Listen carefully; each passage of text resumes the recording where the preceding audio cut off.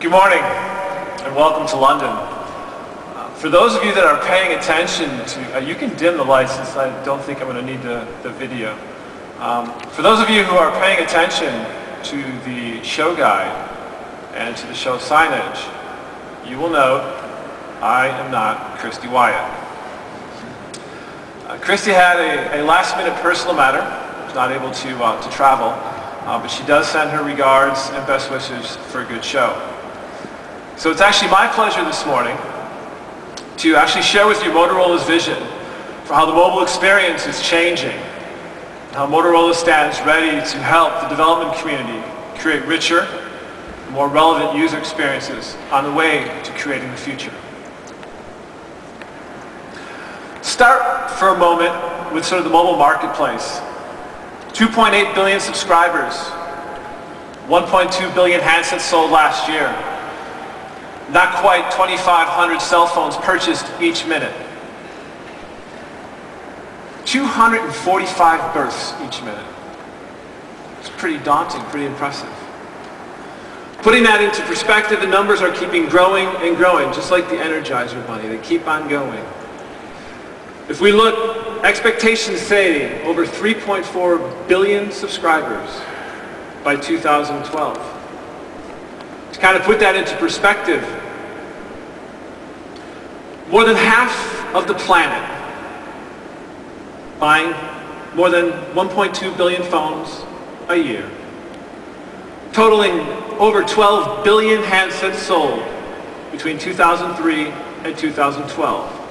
With an overall total economic value of approximately $1.5 trillion. Or, more importantly, 2 handsets for every person alive today. Needless to say, it's a big opportunity. So, where are these subscribers buying these handsets? Today we see a very strong positioning between the US and Europe and Asia.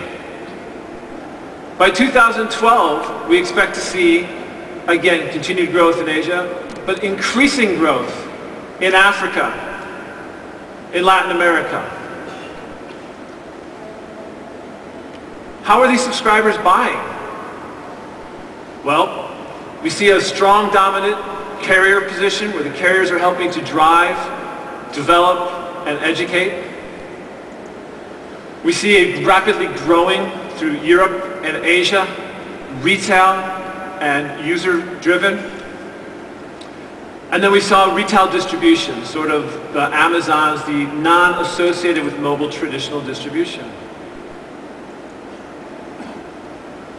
What are they buying? Well, today we see a lot of basic phones, upwards to 650 million. We see a substantially strong mid-market feature phone, and for the reasons we're here today, smartphones.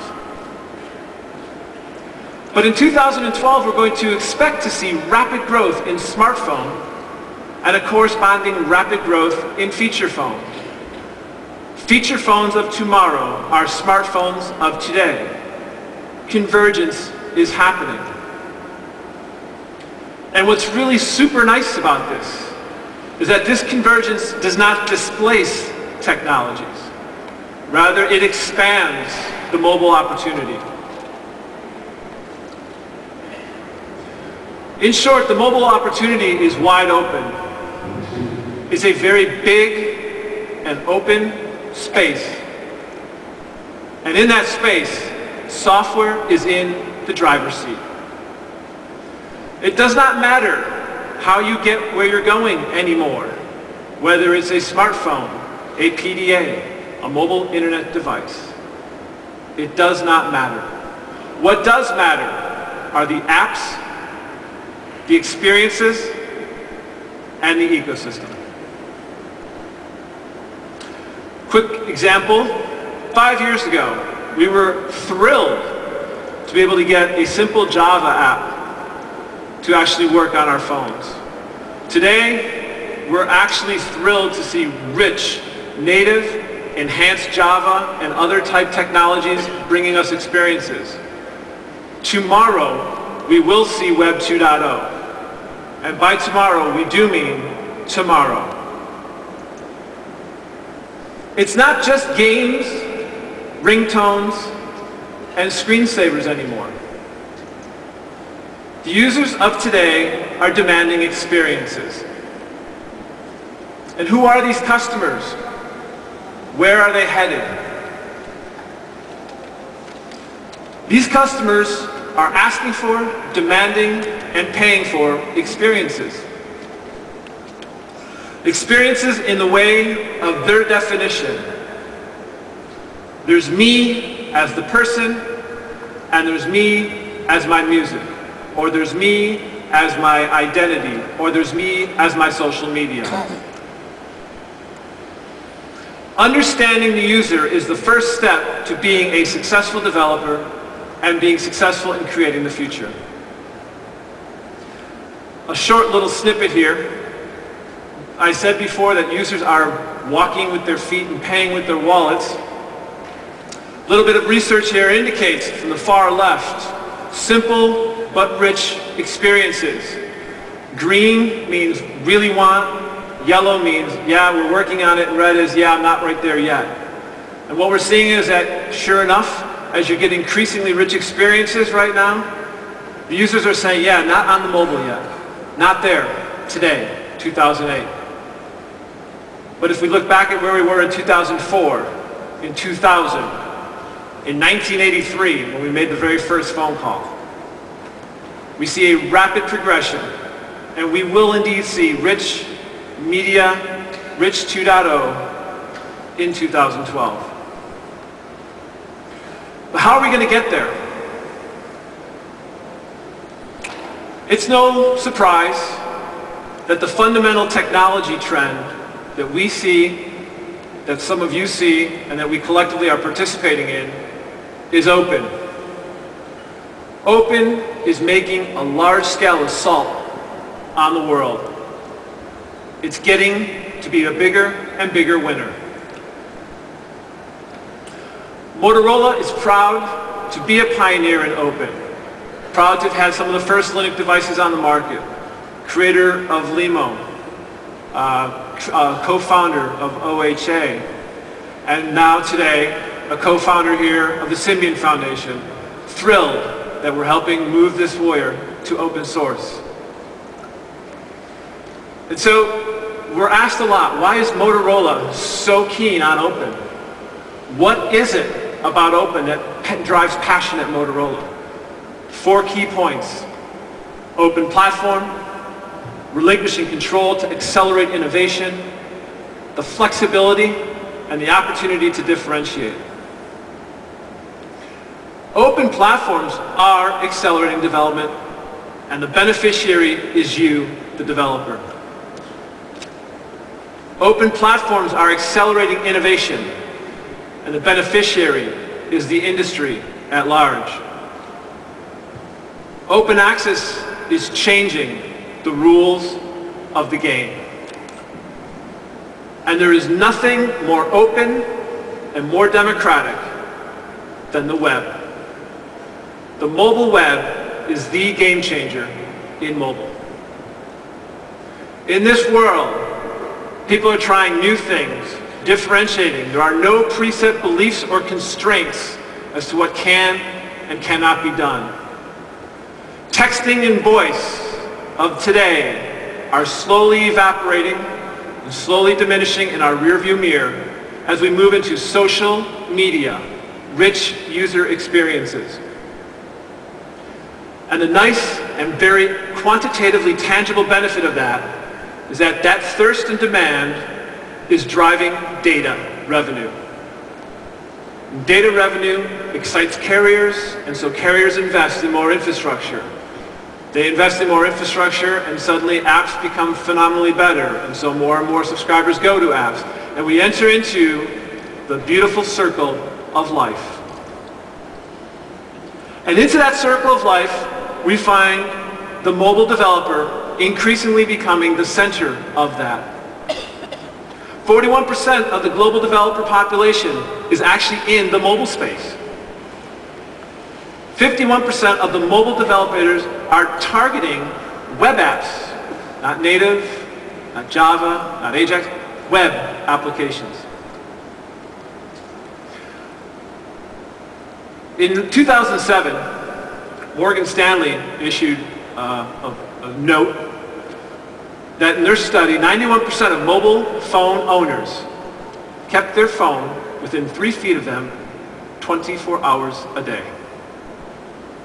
So imagine, if you will, a world where you have the opportunity to target and get at a unique individual anywhere on the globe with a platform that provides a beautifully rich, experientially differentiating environment for you to target the end subscriber.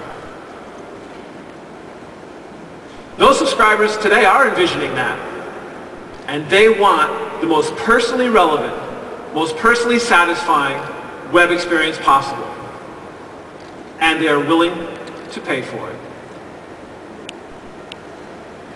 The web is the great equalizer in mobile. The web provides a defragmentation environment. It provides equality and democracy. There is no one single application that dominates. It's no longer about the platform. As has been pointed out previously, platforms now begin to enable the ecosystem. It is about that ecosystem and that experience. That is what is driving the passion, and that is what is driving our subscribers. On Motorola's behalf, we stand ready to assist and to help the developer through MotoDev, our developer ecosystem. Please, if you don't know it, take a visit. We're in the front of the hall there, developer.motorola.com.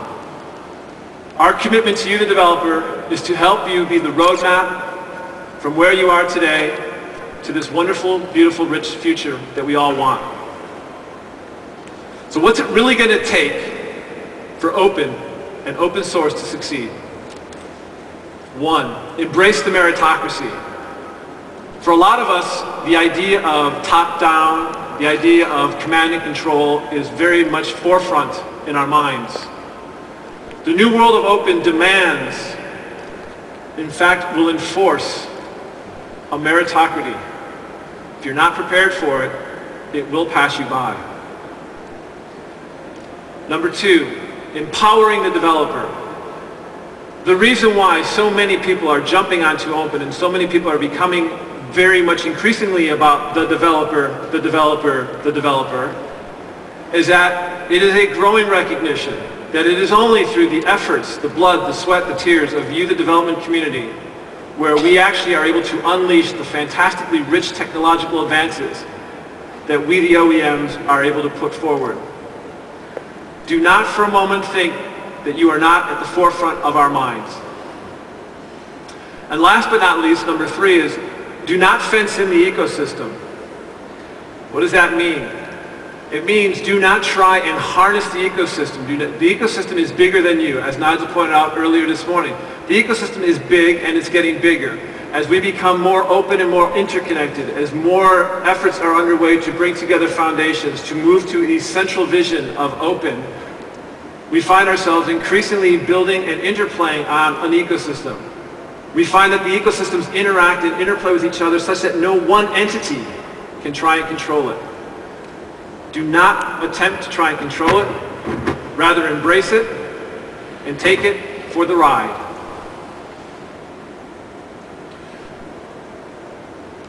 The developer community, you have in front of you some phenomenal challenges and some phenomenal opportunities. You need to quickly adapt and respond to these challenges in order to innovate in the mobile space. Please do not look to the PC model and try and repeat that in the mobile space. You need to look to the very wide horizon. You need to understand the experiential demands of the subscriber base. You need to understand the empowering aspect of the web and what it can do for you, for us, and for the world at large. And then go ahead and create your future. Thank you very much.